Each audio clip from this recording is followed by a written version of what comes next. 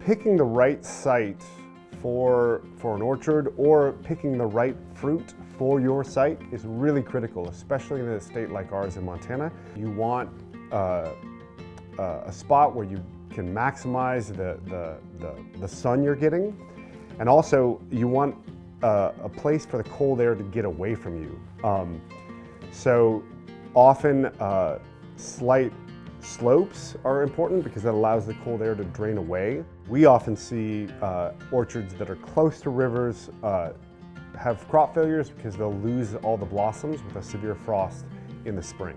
When you're thinking about starting a fruit orchard or vineyard, assessing the soil is very critical, because before you plant, there are some things that you can fix that cannot be fixed once you plant. One of the very first things you're going to do when you look at fertilization of your orchard or small fruit production is to do a soil test to find out where your needs are and what kind of fertilizer or nutrients you might be lacking. We usually need to add fertilizer to our system, and it's really going to depend on that soil test. So there's a lot of ways that you can get those nutrients to those plants, whether it's liquid form, and so that would be more of a drench type, granular form, and it might even be a chelated or foliar application in some instances. Not every apple cultivar will thrive in Montana. The first level of cultivar selection is, will it grow here? The other considerations are, what are you going to use it for and what your markets are. If you're growing apples for profit, you really need to spend a lot of time thinking about that as well. Because you don't necessarily want to try to compete with the large-scale apple producers in other parts of the world. You want something that's unique, novel, and that connects with your local market here. Another thing that's very important, especially here in Montana, but throughout the Intermountain West, would be cold hardiness. We have a lot of different cultivars out there of different fruits that might do well in other areas, but we want to look for hardy fruit.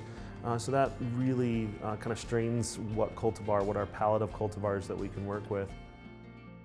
So one of the things that we look at in an orchard in irrigation is that a lot of orchards start out with drip irrigation and then move into maybe an even overhead type irrigation system. One of the things you want to avoid at all cost really is to get the foliage wet.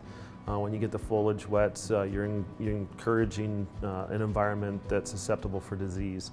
And so usually when we're using overhead irrigation, really it wouldn't be overhead irrigation, it's below canopy irrigation. You want to use a low trajectory so that you're not spraying up into the canopy. So that's going to be an important concept to think about when irrigating.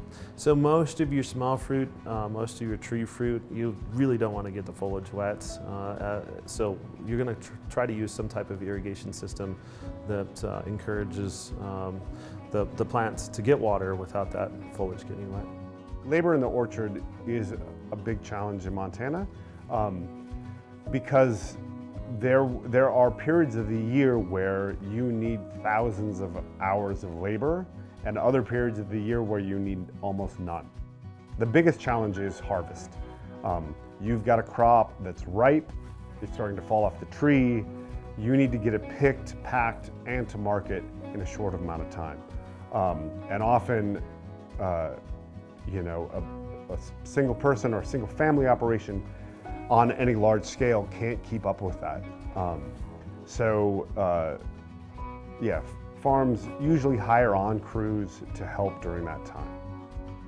Labor is the #1 expense when it comes to orchards, and so you want to reduce that labor as much as possible.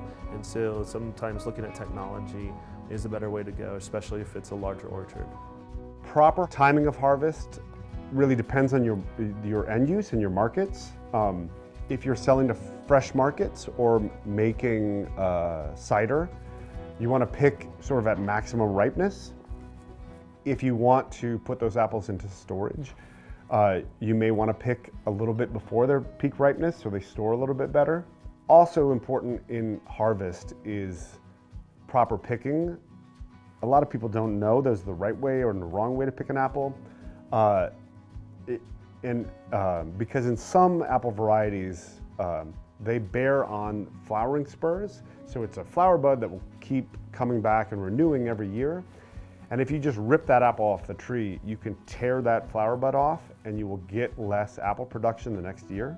Yeah, you need to have pickers that can curl the apple up and not break that fruiting spur off to make sure that you're not damaging the next year's crop. One of the things to remember is when you're planting an orchard is that, especially in a tree fruit orchard, you may not get production for 5 to 7 years.